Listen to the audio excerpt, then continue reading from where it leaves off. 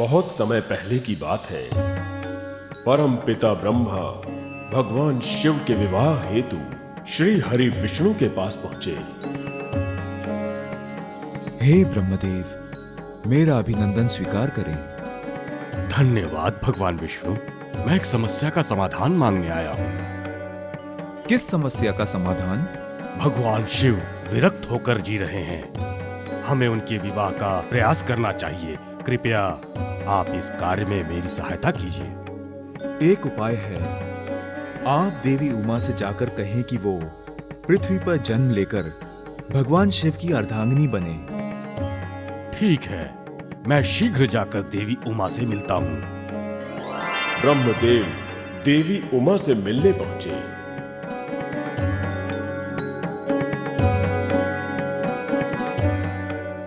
हे ब्रह्मदेव, आपका यहाँ स्वागत है। कहिए कैसे आना हुआ? मैं आपसे एक अनुरोध करने आया हूँ। आप आदेश करें। मेरा आपसे करबद्ध अनुरोध है कि आप पृथ्वी पर पुनः जन्म लेकर भगवान शिव से विवाह करें। ठीक है, जैसी आपकी आज्ञा।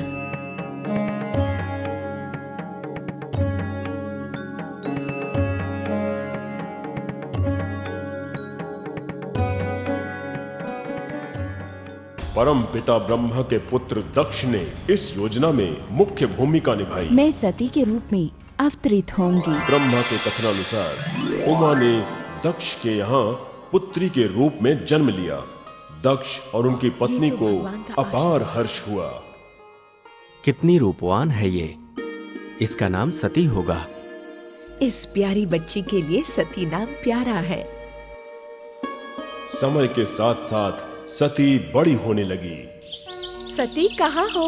सती कहाँ हो? सती, सती कहाँ हो? सती, सती कहाँ हो तुम मेरी बच्ची? सती, सती, सती, सती, सती कहाँ हो? सती कहाँ हो तुम? सती, सती।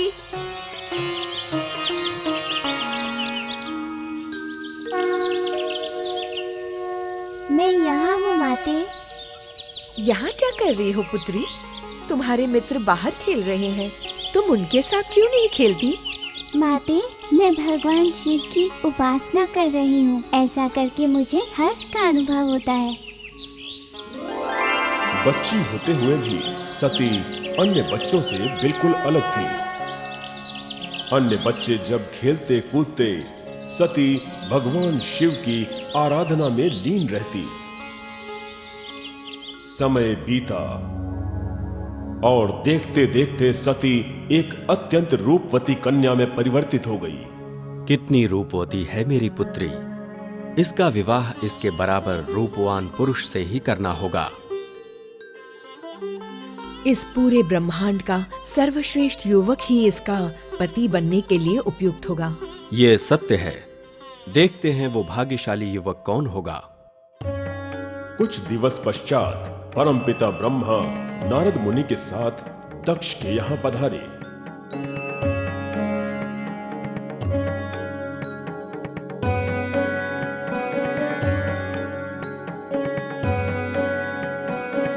देवर्षि नारद और आदरणीय पिताजी, आपका स्वागत है।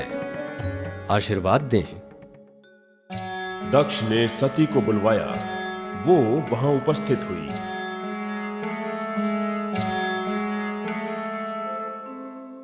सती, इन महानुभावों का अभिनंदन करो। आप सभी मेरा प्रणाम स्वीकार करें। जिनकी तुम उपासना करती हो वो महान शिव ही तुम्हारे पति होंगे। वो अन्य किसी को अपनी अर्धांगिनी नहीं बनाएंगे। ओह, मैं कितनी भाग्यवान हूँ। मुझे ज्ञात है कि उनकी पत्नी बनना सरल नहीं है। अब उन्हें प्राप्त करने के लिए कठिन तपस्या ही मेरे लिए एकमात्र विकल्प है। अपनी तपस्या में सती ने उपवास रखे तथा नदी के किनारे बैठकर शिव स्तुति तथा पवित्र मंत्रों का जाप आरंभ कर दिया। मेरे आराध्य मुझे दर्शन देकर मेरे उद्देश्य को पूर्ण करें। भगवान शिव के ध्यान में सती इतनी लीन हो गई कि उन्हें शिव के अतिरिक्त कुछ भी ध्यान नहीं रहा। इसी बीच स्वर्ग में सती ने शिव को प्राप्त करने के लिए अपनी तपस्या आरंभ कर दी है। तो चलकर उसे आशीर्वाद देते हैं। ब्रह्मदेव तथा श्री हरि विष्णु साथ साथ पृथ्वी पर आकर सती से मिले।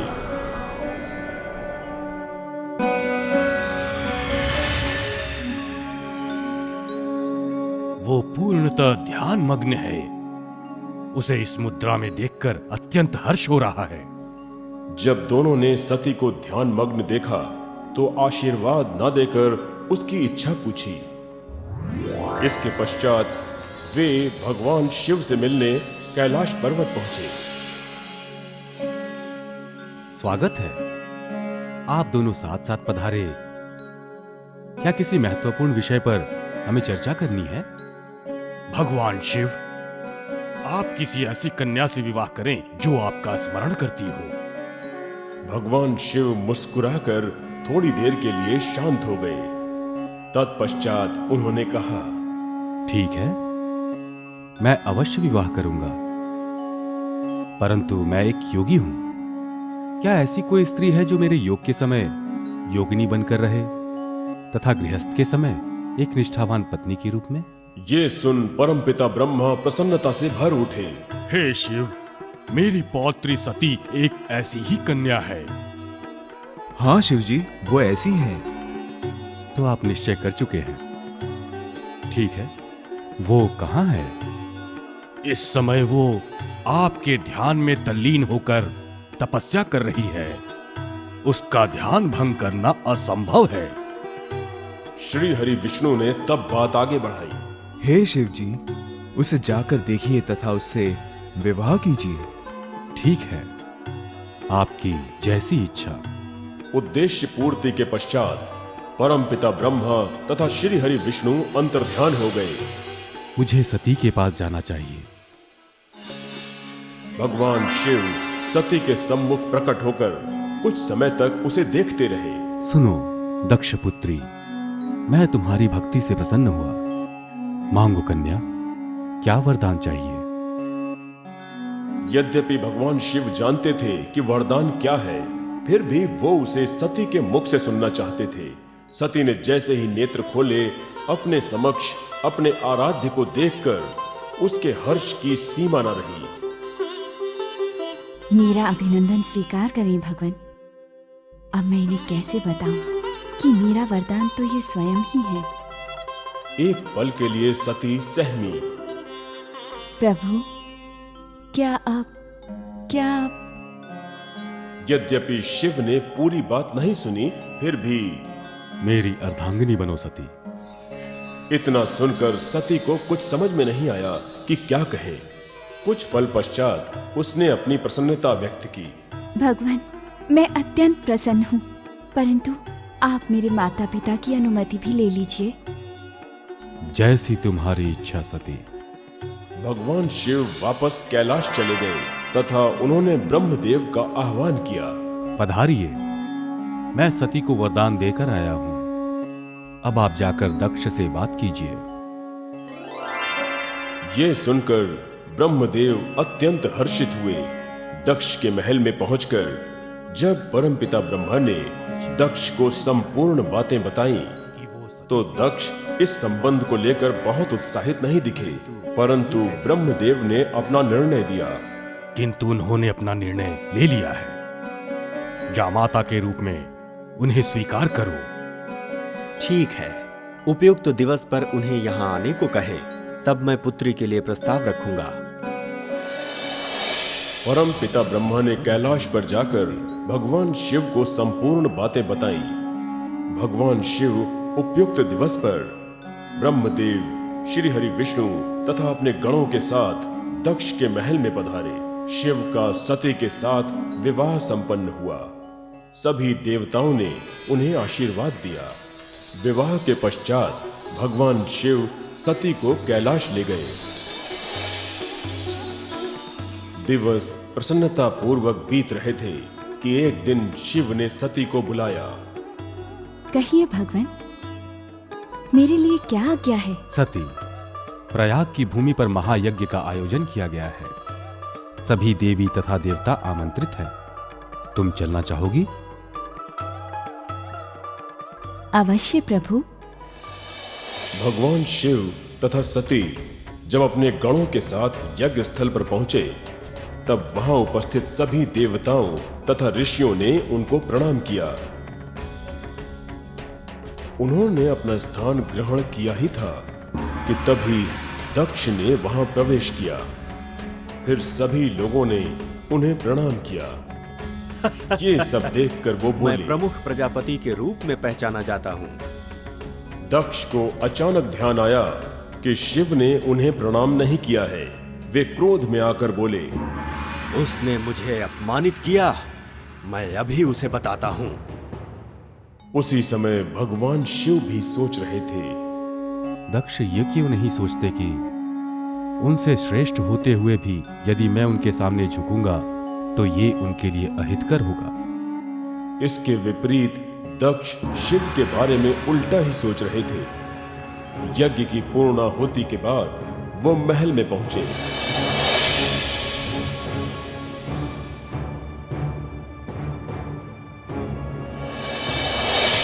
मैं शीघ्र ही शिव से अवश्य प्रतिशोध लूंगा। क्रोध में भरकर उसने एक निर्णय लिया। मैं अब तक का सबसे महान यज्ञ करूंगा, जिसमें ब्रह्मा तथा विष्णु के साथ साथ त्रिलोक से सभी देवी देवताओं को आमंत्रित किया जाएगा, परंतु अपने जामाता तथा उस कृतघ्न पुत्री को नहीं बुलाऊंगा जिसने उसे चुना।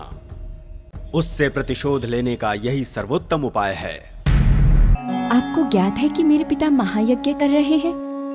सभी उसमें भाग लेने जा रहे हैं। क्या हम नहीं जाएंगे? हम नहीं जाएंगे क्योंकि हमें बुलाया नहीं गया है। दक्ष की रक्षा के वचन से बंधे भगवान विष्णु ने भी वीरभद्र को रोकने का प्रयास किया और सुदर्शन चक्र का प्रहार किया। अब तक शिव गणों तथा वीरभद्र ने यज्ञशाला को पूरी तरह से नष्ट कर दिया था।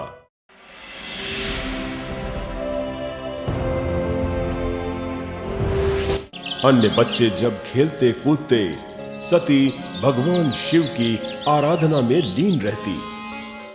जिनकी तुम उपासना करती हो वो महान शिव ही तुम्हारे पति होंगे। मेरी अर्धांगिनी बनो सती। इतना सुनकर सती को कुछ समझ में नहीं आया कि क्या कहे। महायज्ञ की तैयारियां होने लगी। भगवान शिव को छोड़कर सभी को आमंत्रण पत्र भेज दिए गए। कुछ दिवस पश्चात सती अपनी दासी से बात कर रही थीं कि तभी उन्होंने बहुत से रथों को वहां से जाते हुए देखा।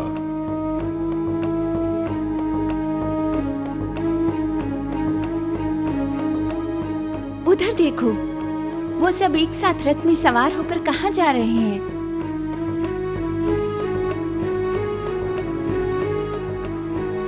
मैं पता लगाती हूँ।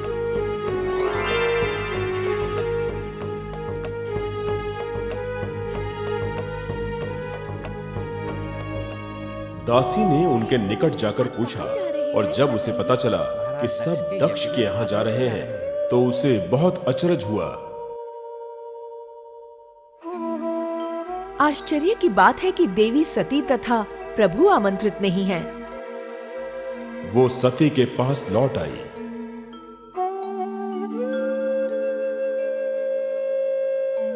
देवी, वो सब उस महायज्ञ में जा रहे हैं जो आपके पिता द्वारा आयोजित किया गया है। मेरे पिता द्वारा?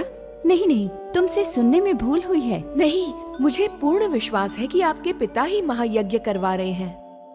ये जानकर सती आहत हो उठी। वो हमें बुलाना कैसे भूल सकते हैं? उन्होंने तुरंत भगवान शिव के पास पहुंचकर महायज्ञ के विषय में जानकारी दी। भगवान, आपको ज्ञात है कि मेरे पिता महायज्ञ कर रहे हैं? सभी उसमें भाग लेने जा रहे हैं। क्या हम नहीं जाएंगे? भगवान शिव ने उन्हें प्रेम पूर्वक देखा। हम नहीं जाएंगे क्योंकि हमें बुलाया नहीं गया है। तुम्हारे पिता मुझे अपना शत्रु मानते हैं। इसीलिए उन्होंने हमें महायज्ञ में आमंत्रित नहीं किया। तो तुम ही बताओ, हम कैसे जा सकते हैं? परंतु सती ने उन पर दबाव डाला। किंतु वो मेरे पिता हैं।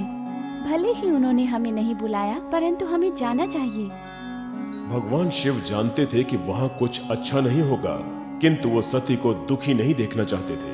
ठीक है, यदि तुम जाना ही चाहती हो तो अवश्य जाओ, किंतु मैं नहीं जाऊंगा। तुम पूरे सम्मान के साथ जाओगी। दक्ष प्रजापति के यहाँ सभी देवी देवता तथा ऋषि मुनि गण पधार रहे थे। महर्षि वशिष्ठ, अंगिका, बृहस्पति, देवर्षि नारद के साथ साथ वहां यज्ञ स्थल पर ब्रह्मदेव तथा श्री हरि विष्णु भी विराजमान थे। वहां उपस्थित सभी देवता ये बात जानते थे कि बिना महादेव के दक्ष प्रजापति का ये महायज्ञ अधूरा है, परंतु ये कहने का साहस कोई नहीं जुटा पा रहा था। केवल दधीची को छोड़कर, जो शिव के मुख्य सहायक थे। जब उन्हें इस बात का आभास हो गया कि दक्ष अपनी धारणा नहीं बदलेंगे, तो वो विरोध में यज्ञ स्थल छोड़कर चल दिए। अभी अनुष्ठान आरंभ हुआ ही था कि सती यज्ञ स्थल पर पहुंचकर अपने पिता के सम्मुख आई, परंतु उनके पिता ने उन्हें अनदेखा कर दिया। उन्हें अपने पिता के इस व्यवहार से अत्यंत निराशा हुई। फिर भी उन्होंने बात करने का निश्चय किया। पिताश्री, आपने हमें आमंत्रित क्यों नहीं किया? दक्ष ने बिना उत्तर दिए ही अपनी गर्दन घुमा ली। तब सती क्रोधित होकर ब्रह्मदेव तथा श्री हरि विष्णु से बोली, आप लोग इस प्रकार मेरे प्रभु का अपमान कैसे सह सकते हैं? दक्ष ने कठोरता पूर्वक कहा, रुको, जब मैंने तुम्हारे पति को आमंत्रित नहीं किया तो तुम यहाँ कैसे आ गई? आपने कैसे सोच लिया कि बिना महादेव की उपस्थिति के कोई भी यज्ञ पूर्ण है? उनके बिना कोई भी वैदिक अनुष्ठान अधूरा है। मुझे आश्चर्य है कि देवऋषि नारद तथा बृहस्पति जैसे इतने बड़े बड़े ऋषियों ने इस यज्ञ के लिए अपनी सहमति दे दी, जबकि प्रभु शिव को आमंत्रित नहीं किया गया। तुम्हारा पति ऐसे शुभ अवसरों पर अन्य देवी देवताओं के साथ बैठने योग्य कदापि नहीं है। वो अत्यंत घृणास्पद दिखता है। अपने शरीर में भभूत मलकर श्मशानों में व्यर्थ विचरण करता रहता है। वस्त्र के स्थान पर व्याघ्र चर्म लपेटे रहता है। सर्पों की माला धारण करता है वो। ऐसे भिक्षुक को तुम ब्रह्मांड का महादेव कहती हो? मैंने तुम्हारा हाथ इसलिए उसे दिया क्योंकि मेरे पिता ने अनुरोध किया था। अब रही तुम्हारी बात, तो तुम्हें पुत्री कहने में मुझे लज्जा आती है। जिस दिन से तुम उसकी पत्नी बनी हो, उसी दिन से तुम मेरे स्नेह की अधिकारी नहीं रही। तुम इस आयोजन में बिना आमंत्रित अतिथि की भांति चली आई हो। यहाँ से अभी चली जाओ तथा पुनः मत आना। सती स्तब्ध रह गई। उन्होंने अपने पिता को एकटक देखना आरंभ कर दिया। जो कुछ सुना उस पर उन्हें विश्वास नहीं हो रहा था। उन्होंने देखा कि सभी ऋषि मुनि तथा देवताओं ने अपने मुख मोड़ लिए हैं। किसी ने भी उनका समर्थन नहीं किया। उनके नेत्रों से अश्रु बह निकले। वो अत्यंत क्रोधित हो उठी। हे पिताश्री, आपने अपने अहंकार के कारण उनका अपमान किया जो इन सब से परे है। ये सभी देव और ऋषि इस महायज्ञ में उसी तरह से लग रहे हैं जैसे सुगंध के बिना पुष्प। मैंने अपने कानों से अपने पति का अपमान सुना, अतः अब मैं जीवित नहीं रहूंगी। मेरे पति मेरी मृत्यु का प्रतिशोध लेंगे। इससे पहले कि कोई कुछ समझ पाता, सती हवन कुंड में समाहित हो गई।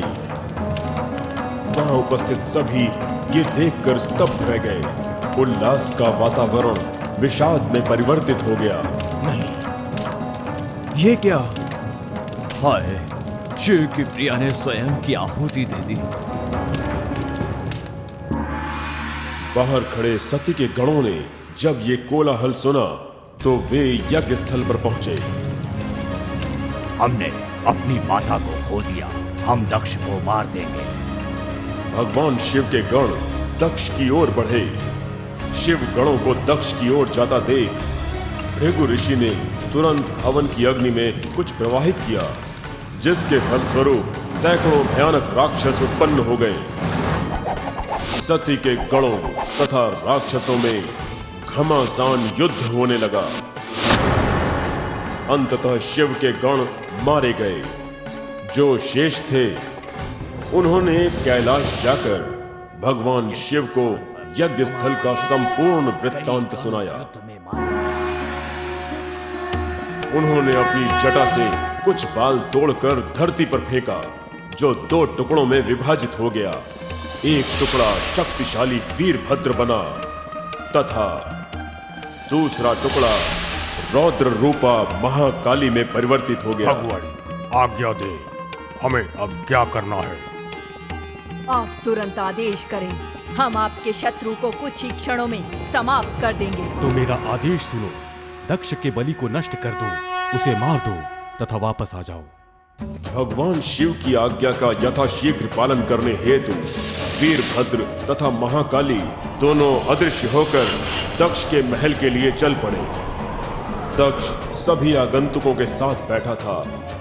तभी आकाशवाणी हुई, तुम्हारे ऊपर भयंकर विपत्ति आने वाली है दक्ष। अचानक एक भयंकर गर्जना हुई। देखो, शिव के गण आ गए। ये क्या हुआ? वीरभद्र तथा महाकाली का आगमन हो गया है। दक्ष ने वहां उपस्थित इंद्र से अनुरोध किया, अब मैं मात्र आप लोगों की शक्ति तथा सहयोग पर आश्रित हूँ। कृपया आप मेरी सहायता करें तथा मेरे प्राण बचाएं।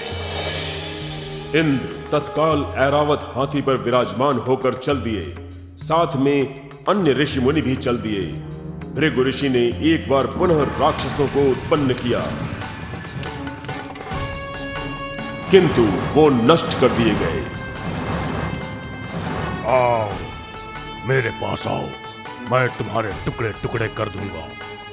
वीरभद्र ने सबको मार डाला। अग्नि, यम और अन्य देव उसके सामने नहीं टिक पाए। यज्ञ हेतु आए देव तथा अन्य ऋषि वहां से पलायन कर गए। दक्ष की रक्षा के वचन से बंधे भगवान विष्णु ने भी वीरभद्र को रोकने का प्रयास किया और सुदर्शन चक्र का प्रहार किया।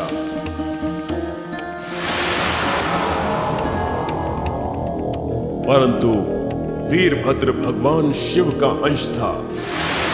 उसने सुदर्शन चक्र को अपने मुंह में निगल लिया। ये देखकर भगवान विष्णु भी चकित रह गए और वापस ऋषिकेश पर्वत लौट गए। अब तक शिव गणों तथा वीरभद्र ने यज्ञशाला को पूरी तरह से नष्ट कर दिया था। दक्ष, छुपो मत, बाहर आओ, तुम नहीं बचोगे। दक्ष को खोजकर वीरभद्र ने उसका सिर धड़ से अलग कर डाला तथा हवन कुंड में अर्पित कर दिया। कर्तव्य पूर्ति के पश्चात वीरभद्र तथा महाकाली दोनों शिव के पास लौट आए। प्रभु, हमने अपना कार्य सफलतापूर्वक संपन्न किया। इधर वीरभद्र तथा महाकाली के जाने के कुछ समय पश्चात ठंडी सुगंधित हवा चली तथा यज्ञशाला में सभी पुनर्जीवित हो उठे। श्री हरि विष्णु वहां प्रकट हुए। ब्रह्मदेव श्री हरि विष्णु के पास जाकर बोले, महायज्ञ अधूरा नहीं रहना चाहिए। इसके लिए मेरे पुत्र को पुनः जीवित करना पड़ेगा। ये कैसे संभव होगा? इसके लिए हमें शिव जी को शांत करना होगा तथा उनकी सहायता मांगनी होगी। सभी कैलाश पर्वत पहुंचे। दक्ष की मृत्यु का समाचार सुनकर भी शिव के ऊपर उसका कोई प्रभाव नहीं पड़ा। वो शांत ही रहे। फिर उन्होंने सब कुछ भस्म करने की धमकी दी। ऐसे समय में सभी ऋषि मुनि हाथ जोड़कर उनके क्रोध को शांत करने के लिए उनके समक्ष पहुंचकर प्रार्थना तथा याचना करने लगे। अंत में शिव का ध्यान भंग हुआ। वो अत्यंत दुखी तथा शांत थे। ब्रह्मदेव ने उनसे अपने पुत्र को पुनः जीवित करने का अनुरोध किया। प्रभु दया कीजिए, मैं दक्ष का पुनर्जन्म चाहता हूँ, जिससे कि अधूरे रह गए यज्ञ को वो पूरा कर सके। कृपया दक्ष को पुनः जीवित कर दें। दक्ष मुझसे अत्यधिक घृणा करता था। किसी से घृणा का अर्थ स्वयं को नुकसान पहुंचाना है। ये तथ्य सबको ज्ञात होना चाहिए। किंतु ब्रह्मदेव तथा श्रीहरि विष्णु ने एक दूसरे को देखा। ठीक है, मैं दक्ष को पुनर्जीवित करूंगा, किंतु बलिदान के बकरे द्वारा। धन्यवाद भगवान। तो फिर आप कृपया हमारे साथ यज्ञशाला चलें। आप लोग आगे चलें, मैं आपका अनुसरण करता हूं। सभी लोग यज्ञ स्थल पर पहुंचे। कृपया बलि के बकरे का शीश मंगवाइए। बलि किए हुए बकरे का शीश लाया गया। भगवान शिव ने उसे दक्ष की गर्दन से जोड़ दिया। दक्ष ऐसे उठे जैसे अत्यंत गहरी निद्रा में थे। अपने सम्मुख भगवान शिव को देखकर वे बोले, मुझे क्षमा करें, मेरी मूर्खता का दंड मुझे मिल चुका है। कृपा करके मुझे यज्ञ पूर्ण करने की अनुमति दे। भगवान शिव की अनुमति मिलते ही दक्ष ने यज्ञ आरंभ किया।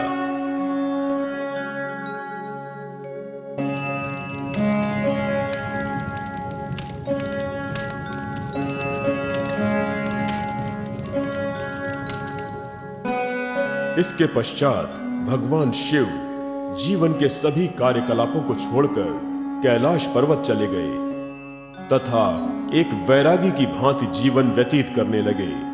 उनकी इस जीवनचर्या को देखकर सभी देवता दुखी हो गए तथा उन्होंने शिव को पुनः सांसारिक जीवन में लाने की योजना बनाई।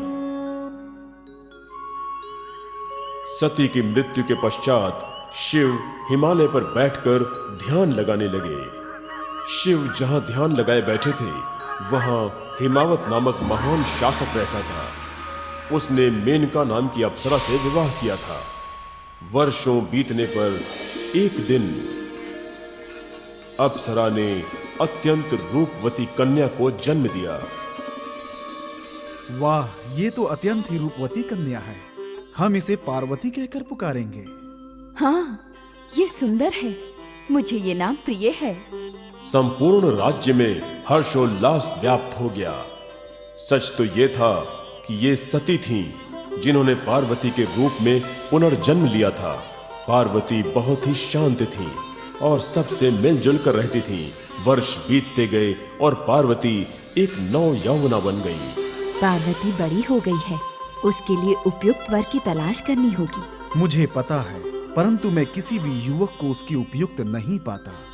हिमावत पार्वती के विवाह के विषय में बहुत चिंतित रहते थे कि तभी एक दिन देवर्षि नारद उनके यहाँ आए।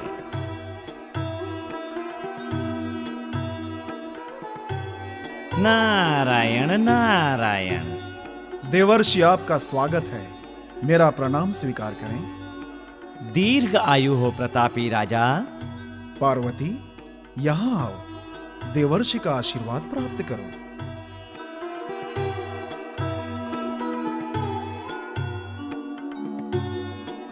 मेरा प्रणाम स्वीकार करें। तुम्हारी सभी इच्छाएं पूर्ण हो। हिमावत, तुम्हारी पुत्री का विवाह किसी अन्य के साथ नहीं अपितु स्वयं महादेव शिव के साथ होगा। क्या सच में मेरी पुत्री इतनी भाग्यशाली है? इतना कहकर देवर्षि नारद महल से प्रस्थान कर गए। मैं शिव से कैसे कहूं? यदि उन्होंने मना कर दिया तो? सती के आत्मदाह के उपरांत वो तो स्त्रियों को देखते भी नहीं, परंतु नारद का कथन सदैव सत्य होता है। देखता हूं क्या होता है। हिमावत समय की प्रतीक्षा करने लगे। तभी एक दिन मैंने इतनी प्रतीक्षा की, परंतु भगवान शिव अभी तक ध्यान मग्न बैठे हैं। अब मुझे क्या करना चाहिए? अचानक उनके मस्तिष्क में एक विचार आया।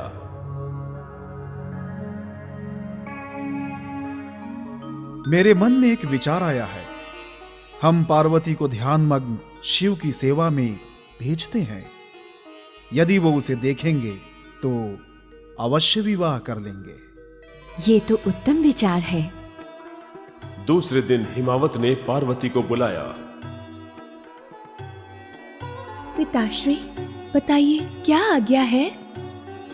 मेरी प्यारी बच्ची, मैं चाहता हूं कि तुम हिमालय पर ध्यान मग्न शिव की सेवा करो। हाँ, मैंने उन्हें कई बार देखा है। ठीक है, तो फिर चलते हैं। हिमावत अपनी पुत्री को वहां लेकर गए जहां भगवान शिव ध्यान मग्न थे। भगवान शिव ने नेत्र खोले। प्रभु, आपके धार्मिक कार्यों हेतु कोई नहीं है। मेरी पुत्री आपकी सेवा करेगी। भगवान शिव ने शांत होकर पार्वती को कुछ पल के लिए देखा। यदि कन्या सेवा करेगी तो मेरी तपस्या बाधित नहीं होगी। फिर उन्होंने हिमावत से कहा, मैं आपकी इस कृपा के लिए आपका आभारी हूं। इसे सेवा करने दें। हिमावत अत्यंत प्रसन्न थे। पार्वती को शिव की सेवा के लिए छोड़कर वो वापस लौट पड़े। पार्वती ने शिव की सेवा करनी आरंभ कर दी। पार्वती, क्या तुम आज की पूजा हेतु पुष्प ला सकती हो? अभी लाती हूँ प्रभु। इस तरह पार्वती फूल तोड़कर, पंखा झलकर तथा तपस्थली को बुहार कर भगवान शिव की सेवा करने लगी। जब भी मैं थकती हूँ तो इनके माथे के चंद्रमा को देखने पर मेरी थकान दूर हो जाती है। ये कैसा चमत्कार है। धीरे धीरे पार्वती के मन में भगवान शिव से विवाह की इच्छा जन्म लेने लगी। इसी बीच तारकासुर नाम के राक्षस के मन में एक कुविचार आया। यदि मुझे इंद्र को पराजित करना है तो सर्वप्रथम मुझे ब्रह्मा से अमर होने का वरदान प्राप्त करना होगा। वरदान प्राप्त करने की इच्छा से उसने ब्रह्मदेव को प्रसन्न करने के लिए मधुबन नामक उस जंगल में घोर तपस्या आरंभ कर दी, जहां उसकी इच्छा पूर्ण हो सकती थी। सर्वप्रथम उसने जल त्याग किया, फिर हाथ ऊपर करके एक पैर पर खड़ा हो गया। तत्पश्चात शीश के बल खड़ा होकर तपस्या करने लगा। उसकी तपस्या में इतना तेज था कि आसपास की धरती से अग्नि प्रज्वलित होने लगी। उसकी लौ तीनों लोगों को जलाने लगी। अंततः ब्रह्मदेव को प्रकट होना पड़ा। हे वत्स, मैं तुम्हारी तपस्या से प्रसन्न हुआ। वरदान मांगो। मेरे प्रभु, यदि वरदान देना है तो आप मुझे ये वरदान दीजिए कि मैं अमर हो जाऊं। तुम एक असंभव वरदान मांग रहे हो। जिसने भी जन्म लिया है उसकी मृत्यु निश्चित है। कोई दूसरा वर मांगो। तारकासुर के हाथों प्राण बचाकर आए हैं हम, कृपया कुछ कीजिए। मैं अवश्य ही कुछ करूंगा। उसकी अग्नि से कामदेव को भस्म कर दिया। मैं जानता हूं मेरा पुत्र ही तारकासुर का वध कर सकता है। इसे लीजिए, सब कुछ अपने आप ठीक हो जाएगा।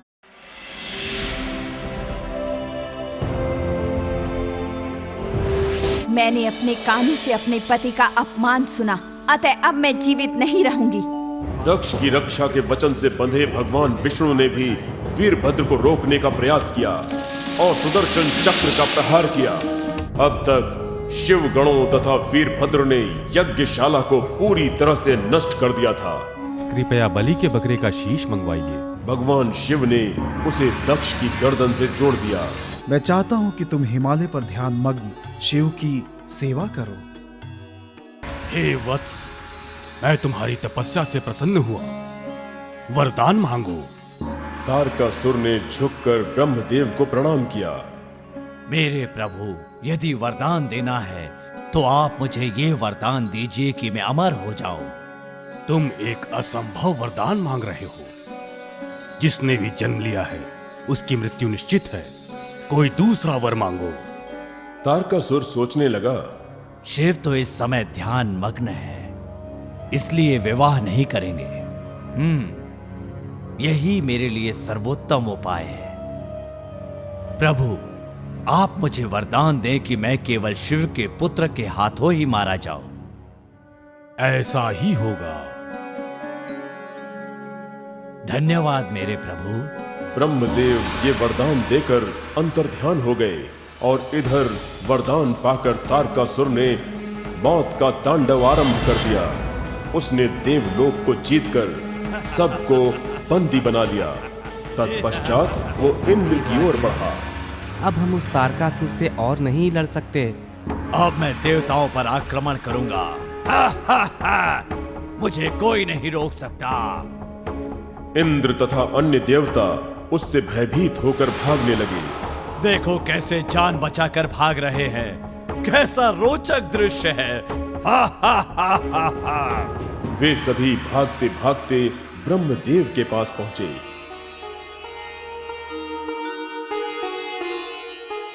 हे प्रभु, हमारी सहायता करें। कृपया शांत हो जाएं इंद्र। आप इस तरह क्यों भाग रहे हैं?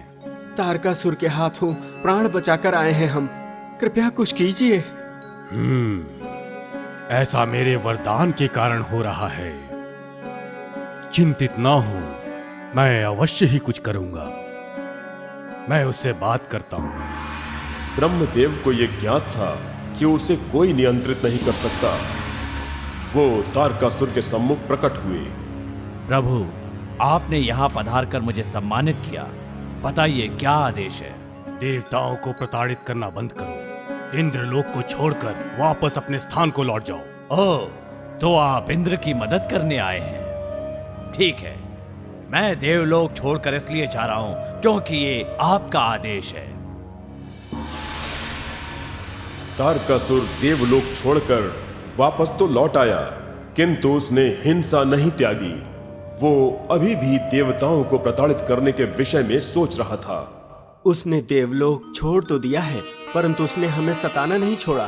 पुनः ब्रह्मा जी के पास चलते हैं तथा उन्हीं से स्थायी समाधान मांगते हैं। ठीक है, आइए चलें। इंद्र तथा अन्य देवता पुनः ब्रह्मदेव के समक्ष उपस्थित हुए। आपका स्वागत है पुत्रों। आप सब इतने दुखी तथा हताश क्यों हैं? तारकासुर जो हम लोगों का शत्रु है, उसका वध कैसे संभव हो पाएगा? उसे मारना ही होगा। हम आपके पास ये रहस्य जानने आए हैं कि युद्ध में उसे हराकर कौन उसका वध करेगा। मैं असहाय हूं।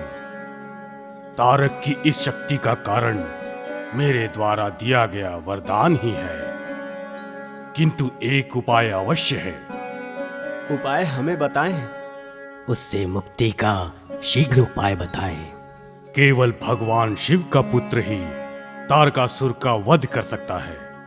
आप जो कह रहे हैं वो असंभव है। शिव जी ध्यान मग्न हैं। कुछ भी असंभव नहीं है। मुझे ज्ञात है कि वो ध्यान मग्न हैं, परंतु अब ये आप लोगों के हाथ में है। शिव का पार्वती से विवाह सुनिश्चित है। संहारक पिता की संतान होने के कारण तारकासुर का वध उसके हाथों होगा। धन्यवाद प्रभु। मैं प्रेम की देवी रति को तथा कामदेव को आदेश देता हूँ कि वो भगवान शिव को पार्वती के प्रेम में आसक्त करने का प्रयास करें। इंद्र उसी पल प्रेम के देवता कामदेव के पास जा पहुंचे। कामदेव तथा रति ने उनका स्वागत किया। आपका स्वागत है प्रभु। हमें बताइए आपके लिए क्या कर सकते हैं? इंद्र ने दोनों को बताया कि उन्हें क्या करना है। ये अब मेरा उत्तरदायित्व है। मैं आपसे कार्य पूर्ण होने के पश्चात ही मिलूंगा। कामदेव ने रति की ओर देखा। ओ मेरी प्यारी रति, चलो अब हम उस स्थान पर चलें जहां पर शिव ध्यान मग्न बैठे हैं। ठीक है, चलते हैं। दोनों ध्यान मग्न शिव के समक्ष जा पहुंचे।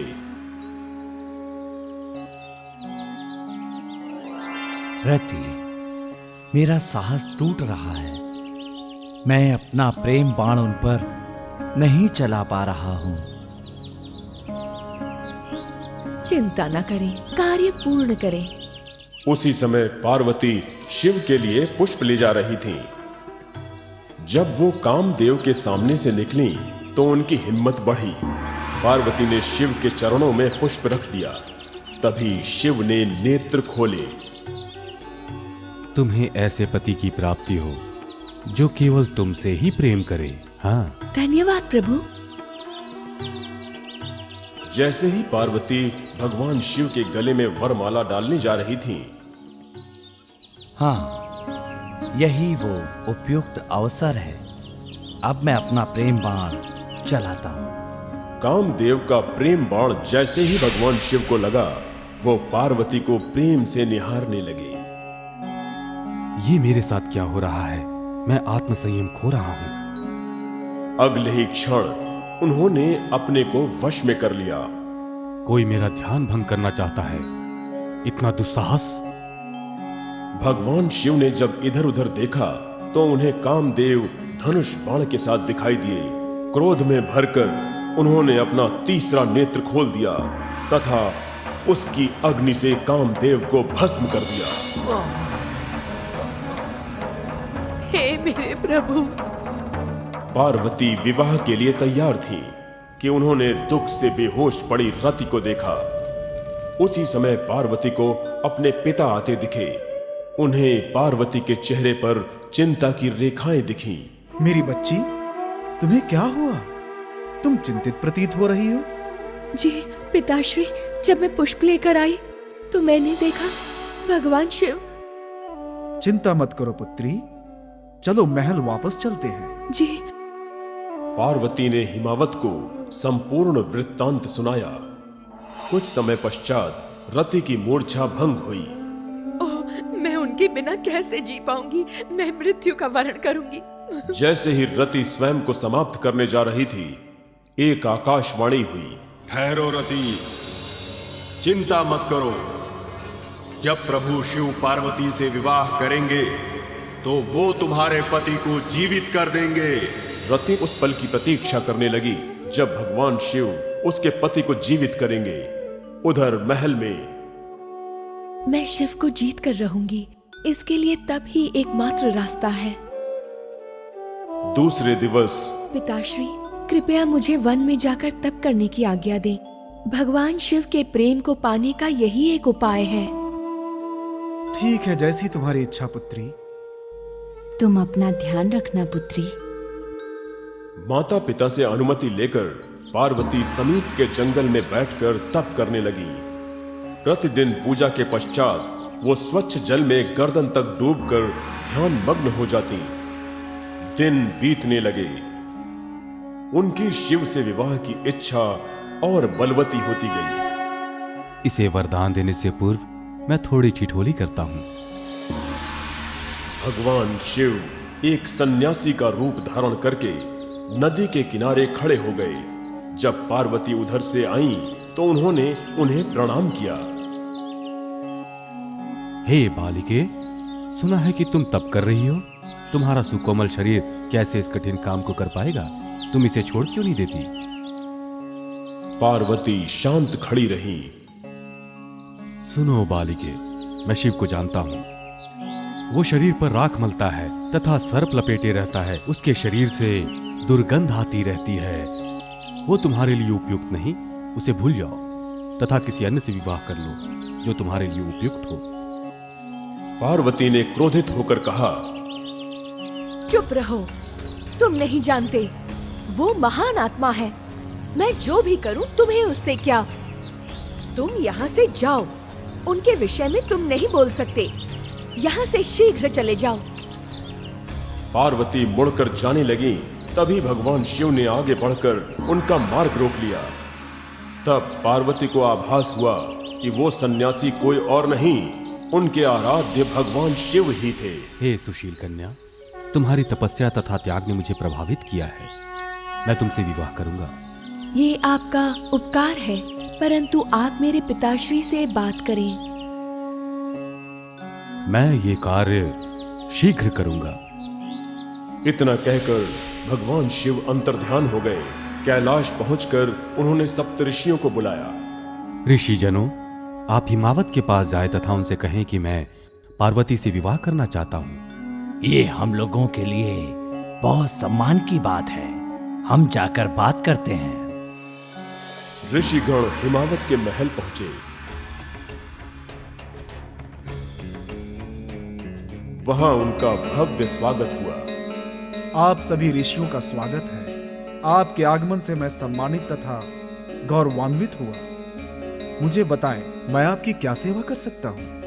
हम सब यहाँ शिवदूत बनकर पार्वती का हाथ शिव हेतु मांगने आए हैं। मैं जो कुछ सुन रहा हूँ वो सत्य है? सत्य है। हम सब इसी दिन की प्रतीक्षा में थे। अपने प्रभु से कहिएगा कि वो विशेष दिवस पर यहाँ आ जाए। मैं पार्वती का विवाह उनसे कर दूंगा। और एक विशेष दिवस को पार्वती तथा भगवान शिव का विवाह हुआ। पार्वती, माता पिता का आशीर्वाद ले लो। अब हम कैलाश चलेंगे। माता पिता से आशीर्वाद लेकर पार्वती भगवान शिव के साथ कैलाश लौट आई। देवता गण उनके स्वागत के लिए वहां पधारे। महाप्रभु, आपको धर्मपत्नी के साथ देखकर प्रसन्नता हुई। धन्यवाद, किंतु आपके आने का कुछ और प्रयोजन प्रतीत होता है। हाँ प्रभु, इस पवित्र अवसर पर आप कामदेव को पुनः जीवन प्रदान कर दें तथा उस नव दंपत्ति पर अपनी कृपा बरसाएं प्रभु। आपकी जैसी इच्छा। भगवान शिव वहीं से बोले तथा कामदेव ऐसे उठ बैठे जैसे बहुत दिनों से निद्रा मग्न हो। रति ने जब देखा कि उसका पति जीवित हो गया है तो वो हर्ष से भर गई। जाने से पहले उन दोनों ने भगवान शिव के प्रति आभार प्रकट किया। आतताइयों का नाश करने के लिए भगवान शिव को एक पुत्र रत्न की प्राप्ति होनी थी, अतः कार्तिकेय की उत्पत्ति हुई। भगवान शिव तथा पार्वती एक दूसरे के साथ प्रसन्नता पूर्वक रह रहे थे। यही उचित समय है जब तारकासुर का वध किया जा सकता है। हमें भगवान शिव को स्मरण दिलाना होगा कि असुर तारकासुर को केवल उनका पुत्र ही मार सकता है। मैं शीघ्र ही अग्निदेव को बुलाकर अपनी योजना से अवगत कराता हूँ। इंद्र ने अग्निदेव को बुलाया।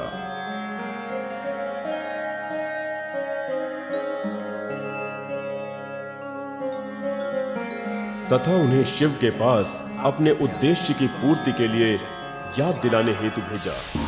अग्निदेव कैलाश पहुंचे। अग्निदेव, आपका स्वागत है। हे प्रभु, मैं आपके पास आपको एक बात याद दिलाने आया हूँ। मैं जानता हूँ मेरा पुत्र ही तारकासुर का वध कर सकता है। इसे लीजिए, सब कुछ अपने आप ठीक हो जाएगा। भगवान शिव ने उन्हें एक बीज दिया। अग्निदेव ने वो बीज ले तो लिया, किंतु वो बहुत गर्म था, जिससे उनके हाथ जलने लगे। ये तो अत्यंत गर्म है। इसे इंद्र के पास ले जाता हूँ।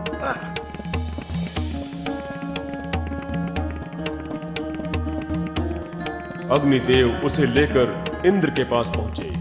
बीज को ले जाकर गंगा में फेंक दे, वही इसे ठंडा कर सकती है। अग्निदेव दौड़कर गंगा के किनारे गए तथा बीज के साथ स्वयं भी गंगा में कूद पड़े। बीज 6 टुकड़ों में विभक्त होकर 6 कमल में परिवर्तित हो गया और उन पर 6 सुंदर बच्चे दिखने लगे। 6 अप्सराएं गंगा के किनारे से जा रही थीं। उनकी दृष्टि उन बच्चों पर पड़ी। सभी ने एक एक बच्चे को उठा लिया तथा उनका पालन पोषण करने लगी।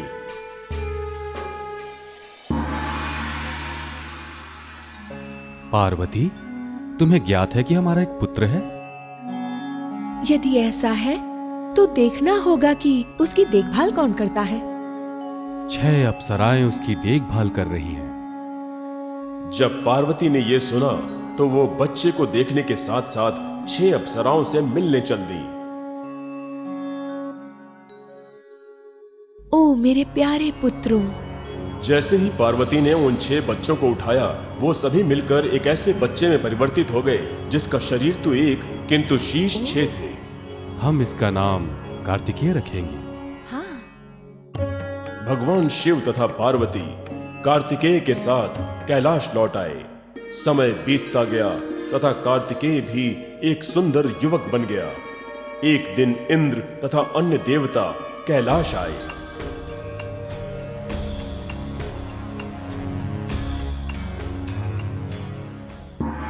देवताओं, आपका स्वागत है। भगवान, हम आपको ये स्मरण कराने आए हैं कि कार्तिकेय अब बड़े हो गए हैं।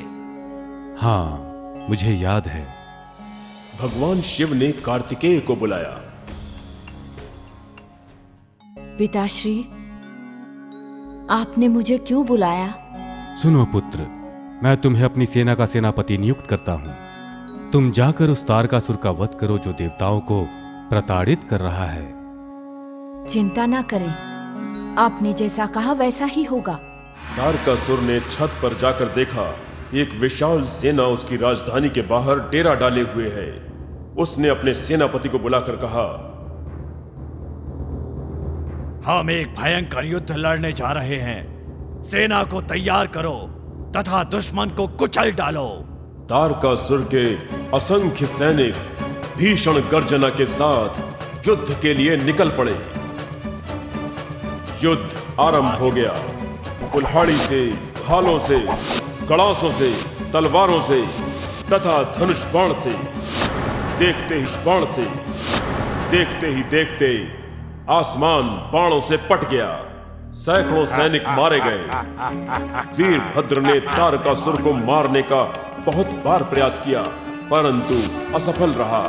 तब श्री हरि विष्णु ने स्वयं अपने चक्र से उस पर वार किया। तारकासुर की गर्दन कटते ही वो धरती पर गिर पड़ा, किंतु पुनः उठ भी खड़ा हुआ।